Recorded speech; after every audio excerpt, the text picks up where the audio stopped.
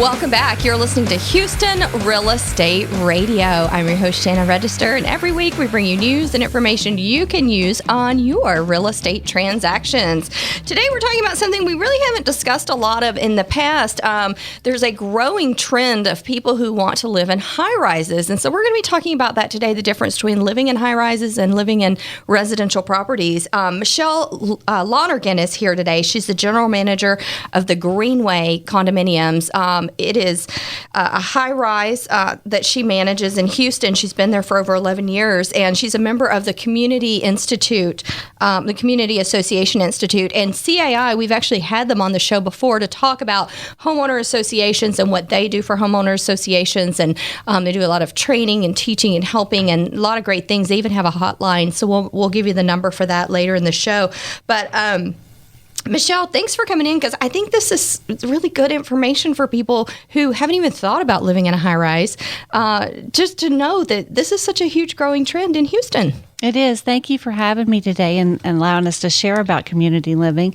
And yes, high-rise living is really growing in Houston. Is it growing across the nation, or does it just seem to be here in Houston? You know, it's growing across the nation, but we're seeing a really big boom here in the Houston area. And you guys have, over 700 residents where you are? We do. I have two buildings that are 30 stories each. So, yeah, it's a little over 700 people who live in my buildings. And do you find that the people who live there for, 10 years, or is there a high turnover rate? There is not a high turnover rate at my building. Okay. Several buildings do see high turnover, but the older buildings here in Houston, we really don't. We have residents there 20, 25, 30 years. Wow.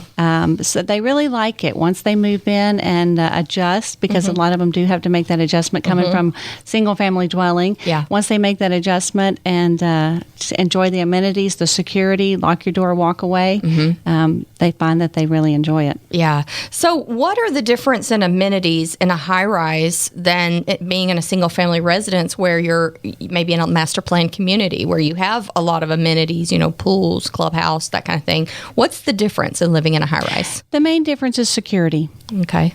You really do. You have your pools, you have your clubhouses, you have your gatherings, you have your weekend activities or fundraisers that you do as a community in both residential, single-family dwelling and in high-rise.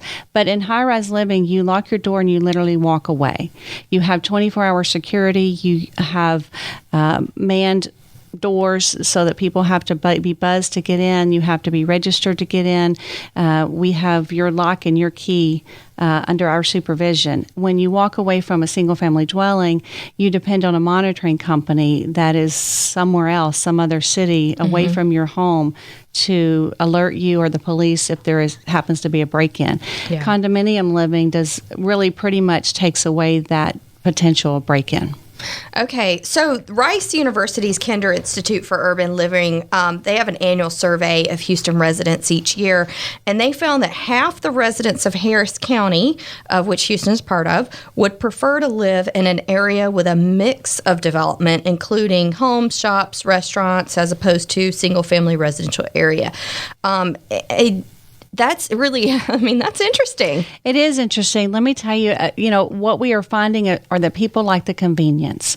They like, you like to live in a single family dwelling, but you live out in the suburbs, you're away from everything. It's a 15, 20-minute drive to go eat or buy groceries or take your kids to the ball game.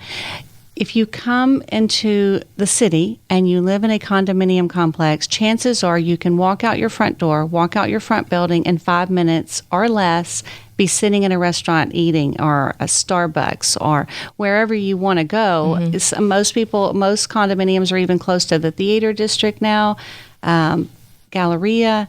So literally you can walk out your front door and be sitting in a restaurant in 5 minutes. Are they conducive, though, to children? They are. A lot of condominiums, we realize that families are coming there with children, and so we plan activities around activities that children would enjoy participating in. Again, we, just like single-family dwelling, have activities where we have July 4th parties, or we have end of the summer parties, or we have the holiday parties, and we gear it so that, because we know that children do live in our building. So, and also animals. It's conducive to animals. You have a dog park or somewhere for the dogs to go. we do. A lot of the condos, the newer condos especially, they have restrictions on the types of animals and sizes of dogs, breeds of dogs. Some of the buildings do not. The building that I manage does not. So there's no breed restriction. There's no weight restriction. We do have areas around the building that they can take their dog. Obviously, there's still the pickup after your dog. Yeah, you have to do that everywhere now. At least you got to do that in your backyard too. Absolutely. And then right down the street, there's actually a public dog park that they can actually take them off the leash and let them run around. So over 3,000 high-rises have been built in Houston just recently, right?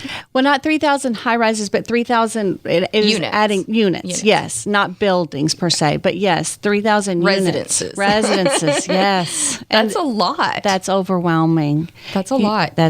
Yes, and it just goes again to show you people like the convenience. They like the convenience of walking out their front door and going on vacation for 6 weeks or 2 weeks, and it's secure when they come back. They like the convenience of walking out their front door and sitting down in a restaurant 5 minutes later, no traffic. So.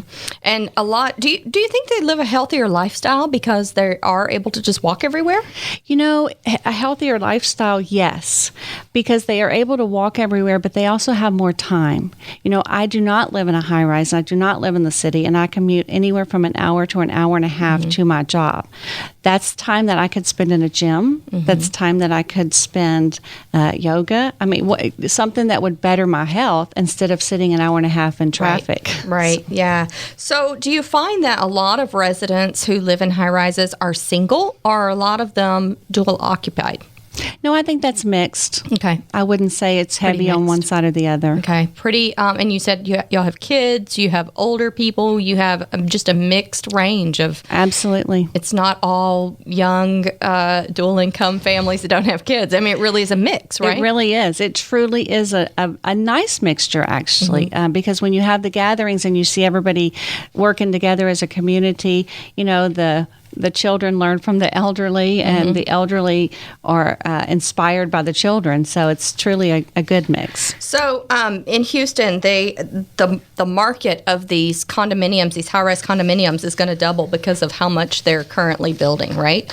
I would say yes. That's a lot of people moving down into the city. They're in the suburbs now. But think about how many people will be taken off the streets now. Yes. It will help our Houston traffic. Yes, I would like to see some of those cars come off the road. So all the way from millennials to seniors, they're all enjoying the amenities of high-rise living. And what are the tax differences, or are there any differences? You still pay property tax, right? You do. You still pay property tax, and really, it's just like anything that with your property tax, it's going to depend on where you are, what area of town you're in, how it's dispersed over what number of units or what number of residents that live there. So the property tax, really, you're not going to see a break, or you're not going to see an increase. It's really going to depend on where you live. And you own that unit. So then if you decide not to live there, can you sublease it out? You can lease it out, but most condominiums in their declaration or their conditions and rules, they do have restrictions on that. My building, for instance, that I manage, we have a 1-year lease. Okay. And let's see, we talked about security, hurricanes. What do you do when a hurricane comes and you got to get all those people headed north? Well, hopefully we can harbor in place. The National Hurricane Service actually would tell you that they would rather you harbor in place unless you're told to mandatory evacuate, or even if they suggest that you evacuate, if it's safe for you to harbor in place. And if you think about it, most of the high-rises downtown are not right there on the coast, so there's really not that threat of a hurricane coming. You probably have more of an issue with water coming into the basement if they're parking in the basement. Well, absolutely that, because you have to worry about city streets flooding sometimes when it just rains. So you can imagine if you're going to get a large amount of rain from a hurricane that comes through, you have to worry about street flooding, your garage possibly flooding. Right. So a lot of condominiums have taken the precaution of putting up floodgates, putting up shutters that they can just roll down over the windows, over the glass. So there's a lot of things that we have done to prepare the buildings that are just in place, and you don't even know they're there until you need to use them. All right, very quickly, do you have the number for the Community Association Institute, their 800 number, in case anybody has HOA questions they want to ask? You know what? I'm going to give you the website, www.caihouston.org, and their local number is 713-784-5462.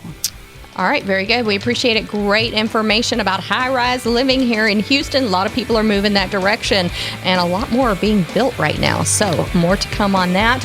We appreciate you listening to Houston Real Estate Radio. If you missed any of today's show, catch us online at HoustonRealEstateRadio.com.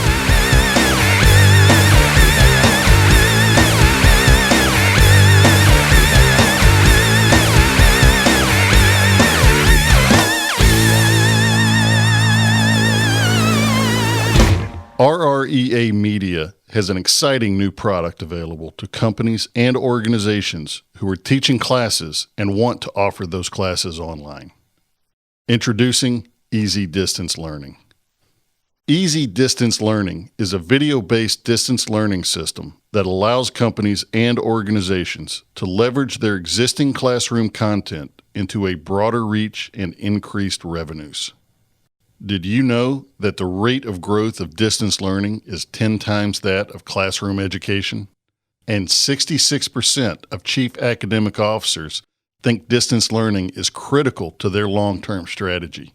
Right now, 33% of higher education students are taking at least one online class. Companies and organizations not offering a distance alternative to in-class instruction risk being left behind.